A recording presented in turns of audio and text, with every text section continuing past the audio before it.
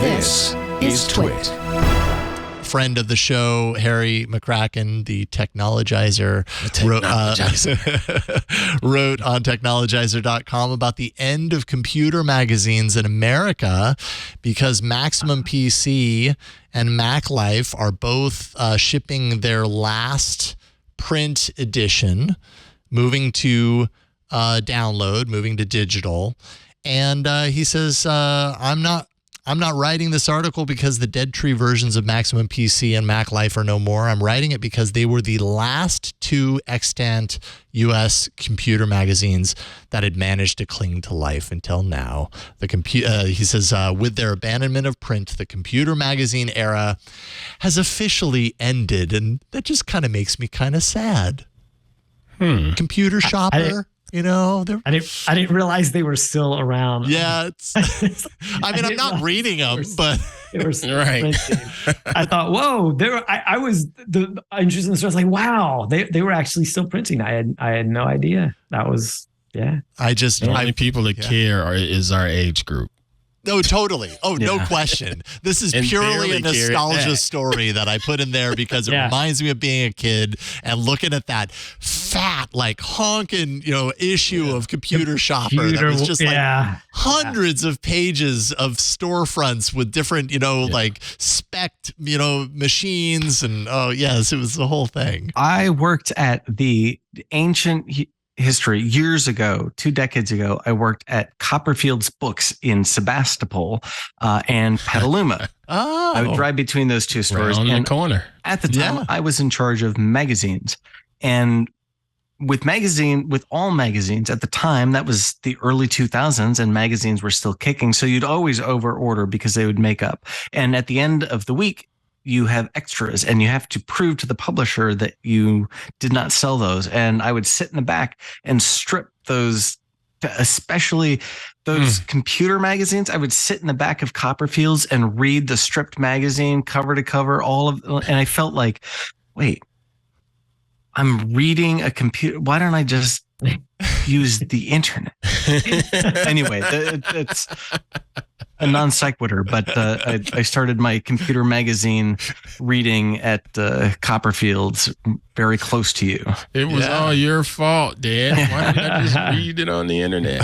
If you worked in a bookstore or close, bookstores, I'm sure people are listening who've worked in bookstores, and it's a travesty, but stripping books was pretty common. You'd have way too many mass markets of some sci-fi book you totally wanted to read, so gotta strip that cover.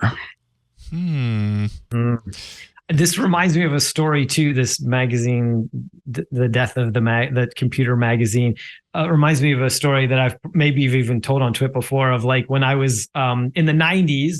I was in college, right, when the internet was hitting, and I was studying journalism, and I had these arguments with journalism instructors. I was like, this internet thing, like, this is the future. Like and they were like, no, they tried this experiment down in Florida, with like HyperCard.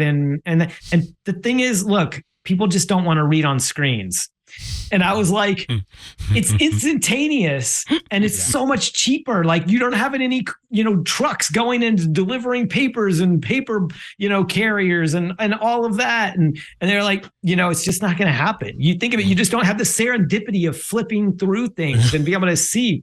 And they said, you should just you should get a job in magazines. I'm like, no, I want to work on the internet. Like, this is where the future this is. And they're like, just get it, take the magazine class and get a job in magazines because you have a future there. So now, to be fair, they're right. Like, if I would have studied magazines, I could have had a job all the way up until 2023 or something, maybe, actually probably not, maybe up until 2010 or something. Yeah, I'd say, but, shave a few years off that for sure. I'm glad I didn't. I'm glad I sort of walked out and was like, they don't know what they're talking about. My, teenage mind. I don't know what the heck they're talking about. They can't teach me anything. When in fact, they could, 90% of what they were saying was really excellent. They just had this 10% were wrong. It just happened to be like a really important 10% at that moment. Yeah.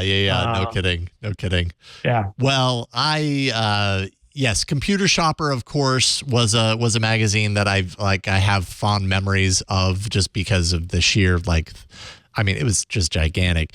But my history with computer magazines goes back into the 80s when I had a Commodore 64, and it was, all the magazines that you could get then, like Compute, where you get it and it would have it would have some sort of machine language code that you could enter in manually into your computer, and you'd end up with a game on the other side, or you wouldn't, and then you'd have to go through line by line and troubleshoot it and everything. And so, yeah, I've got a fondness in my heart for the computer magazine. So when I saw this article, I was like, oh, okay. I need to take a couple of minutes to mourn the loss of the computer magazine. One warm tear roll down your cheek. Yeah, I'll say that one did, but one didn't. But it should have. If I was more of a computer nerd, a tear would have rolled down my cheek. So anyways, thanks to Harry McCracken for writing a really great article, as he does all the time. Hey, I know you're super busy, so I won't keep you long, but I wanted to tell you about a show here on the TWiT network called Tech News Weekly. You are a busy person, and during your week, you may want to learn about all the tech news that's fit to, say, not print, here on TWiT. It's Tech News Weekly. Me, Micah Sargent, my co-host, Jason Howell. We talk to and about the people making and breaking the tech news, and we love the opportunity to get to share those stories with you and let the people who wrote them or broke them share them as well. So I hope you check it out every Thursday right here on TWiT.